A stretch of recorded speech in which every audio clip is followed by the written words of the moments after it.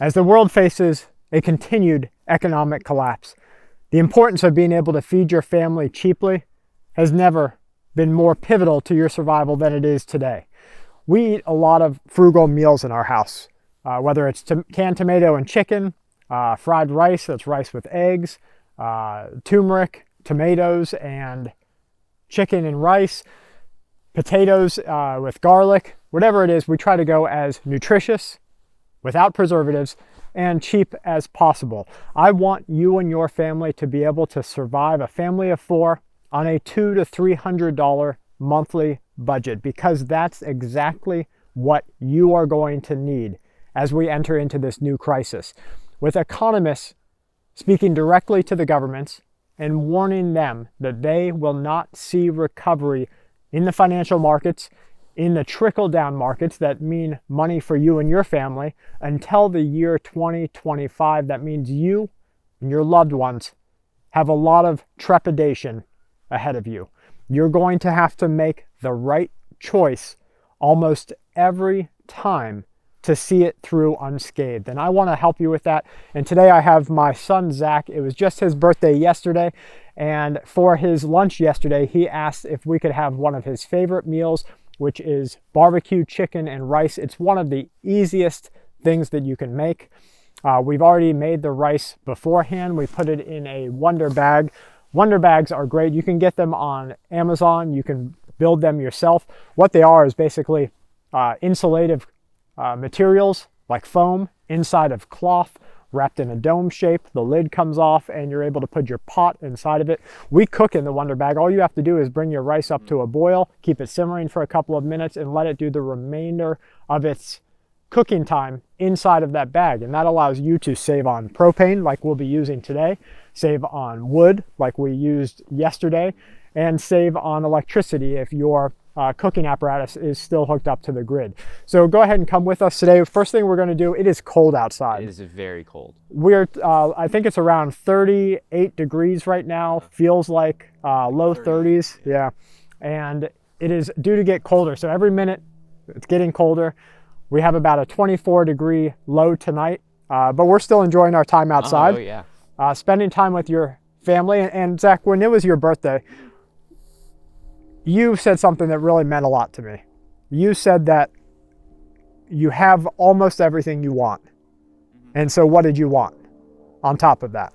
On top of that, it was just all of us spending time together through the whole day. That's right. Just all of us to spend time together throughout the day of his birthday. And I was so touched by that and so moved by it that I said, you know, instead of just having your birthday, which was yesterday, let's have kind of a birthday week. And so from really Monday through Friday, we will start with the food you want, the time that you want to spend together, the big celebration on your actual birthday, which ended up just being, we played games together.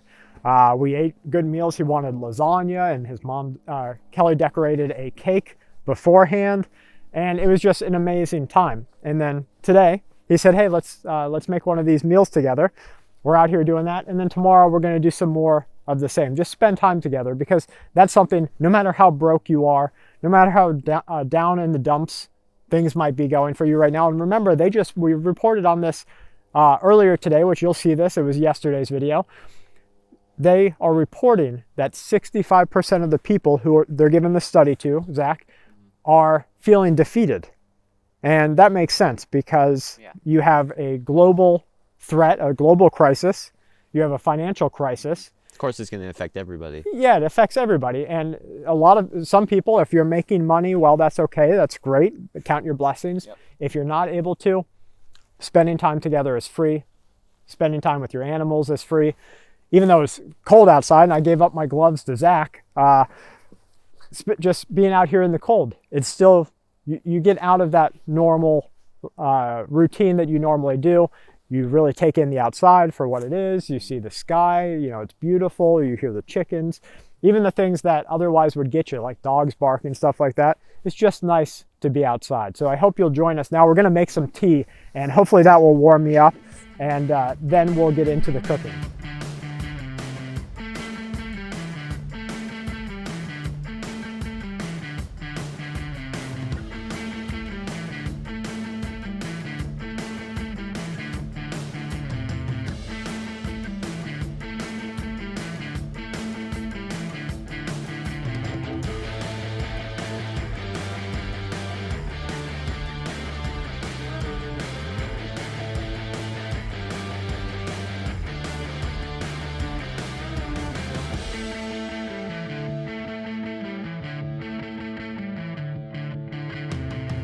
Okay, we've got the tea, the kettle's almost to a boil. These are really amazing tools that you should have in your survival kit.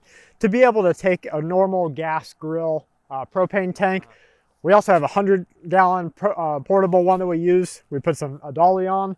To be able to take that and just have a portable fire anywhere is amazing, because Zach even asked just now, what'd you say? How come we're not using a wood fire? Why aren't we using the wood stove or a wood fire? It rained last night, so everything was a little bit too wet for us to spit. It would just take too long to do it, to get a small fire going, dry out the wetter wood, and keep going at that. So we want to enjoy the time out here, not necessarily work as hard as you have to. It'd be possible, it'd just be hard. That's right.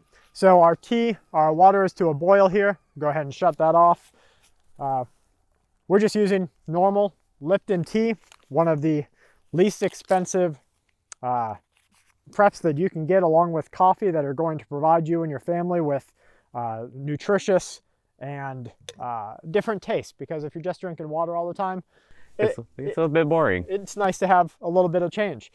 So let's go ahead and pour yours.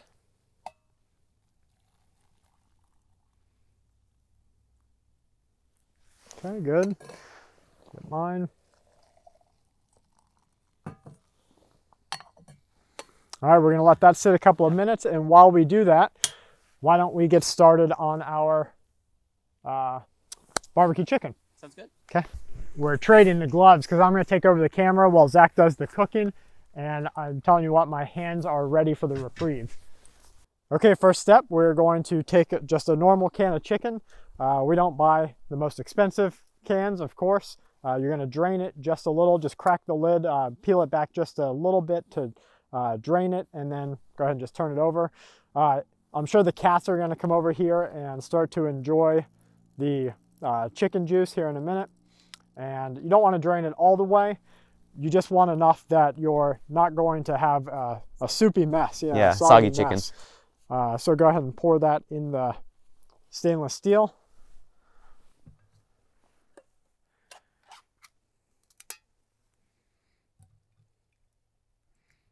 Nice. Make sure you got it all. Okay. And we'll leave the leftovers for the cats. Yep. They'll come enjoy those. All right, if you'll hold this for a minute. I already had the lighter in my pocket, so I'll go ahead and light it. Okay, Zach, so how long are you going to let this simmer for? Just let it simmer for a little while until basically you really have to feel it until you know when the chicken's cooked enough to add the barbecue sauce on top. Right, because this is already cooked chicken. It's canned chicken, so they already cooked it before they canned it. You just want to bring it up to temperature so that you have a nice hot meal. You cook out any bacteria or anything that might be there, short of some of the nasty stuff like botulism. Always, especially if you're cooking your food a year into a disaster and you're using some old, maybe some expired cans, you need to check the cans for damage. Do they have any bloating in the can? Any denting that has rust that looks like something might have gotten, bacteria might have gotten into the can? Botulism isn't very common, but it is very nasty and you don't want any part of it. One of the great things about canned chicken is that, just what you said, it's very easy to just reheat and cook out all the bacteria. You don't have to worry about cooking it for just the right amount of time like you would normal chicken. Perfect. Okay, I'll go ahead and grab the spoon. You want to get some close-ups of the chicken there.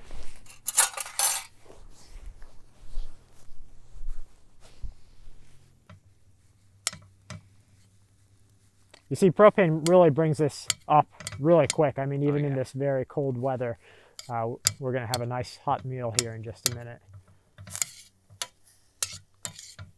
I'm going to go ahead and drain some of this out, if you don't mind. It's hard to tell, and sometimes cooking isn't always perfect. It doesn't have to be perfect the first time. I'm just going to drain a little bit of the juice out so that we don't have a soup. And then Zach, I'll take over the camera from you. And why don't you stir that around? Alrighty.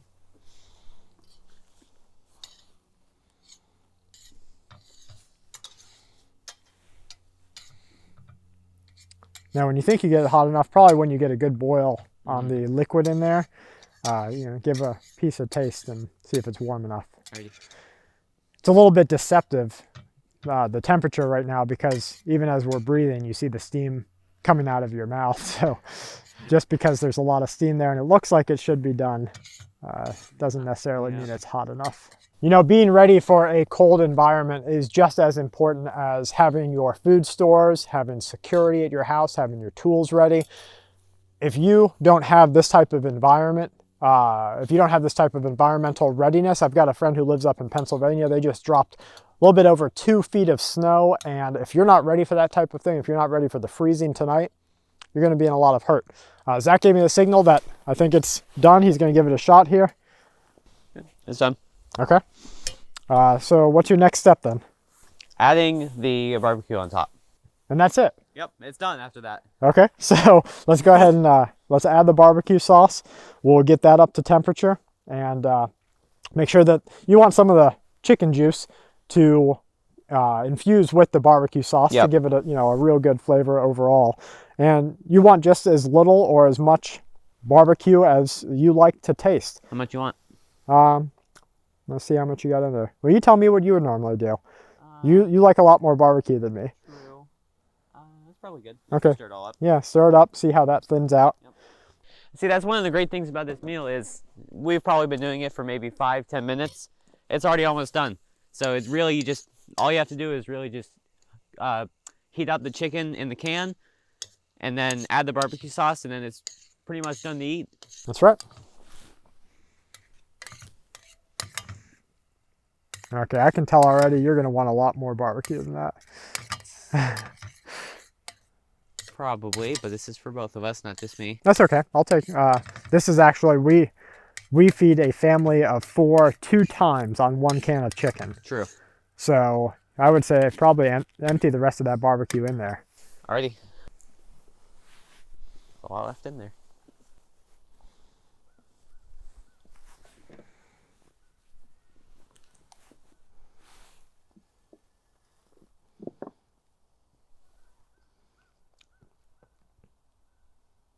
Barbecue is one of those really cheap preps.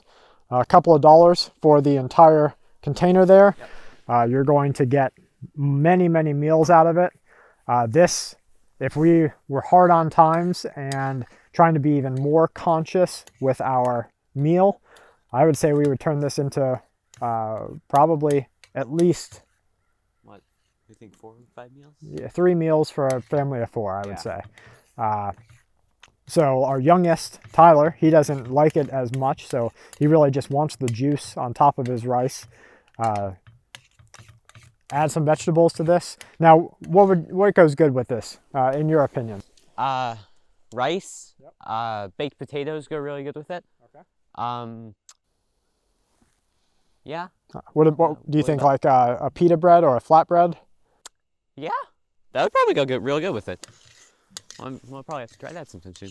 And what about vegetables? I like tomatoes with it, but I don't mix it. I just eat the tomato on the side, but it tends to taste good. You think there are any vegetables that would taste good mixed into it? Because I don't think we've tried mixed in before. I think we've always done on the side. Yeah, I would try corn, I guess. I think I have tried corn with it, and I wasn't such a fan of it. Yeah.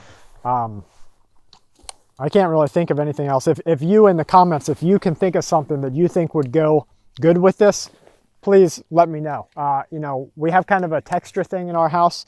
A lot of, well, the boys do. Me, Tyler, and Zach. We don't like mushy textures. So we like corn, we like tomatoes, we like things like that. If you think of something that you like, Brad, I think you should try this. Please tell me in the comments, and I'm going to give it a shot and see how it goes. You think our Wonder Bag's still nice and hot? Oh yeah. Okay. You probably want to bring that to a simmer, and I say just let that roll for a good couple of minutes till we get some bubbles on there, and then we'll get the rice out. All right.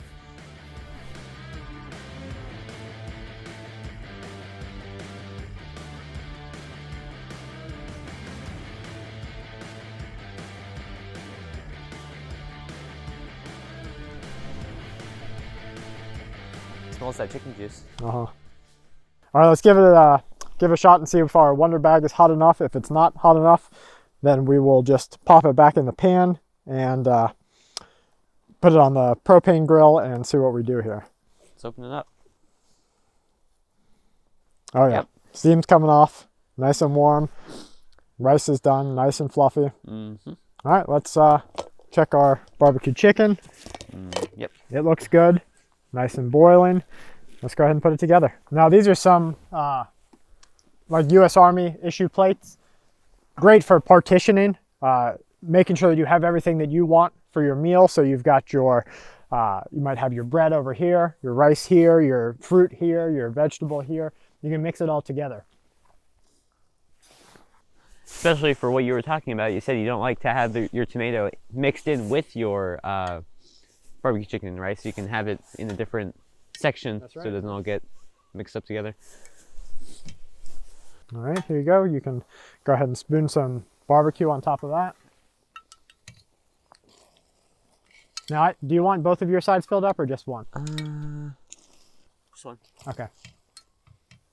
Now, one of the great things about this meal is you do not need any sort of salt. You don't need pepper. You don't need anything else on top of it. You just mix it together. You grab the other spoon? Yep, there you go. Nope. Yep.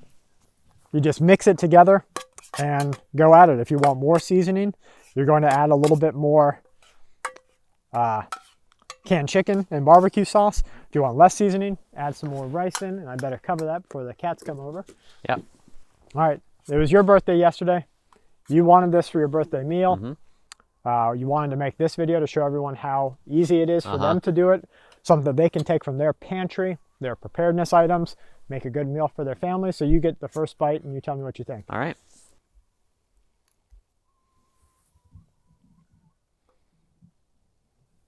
Mm-hmm. Look good? Mm. Now, is it just as good? I have a question for you.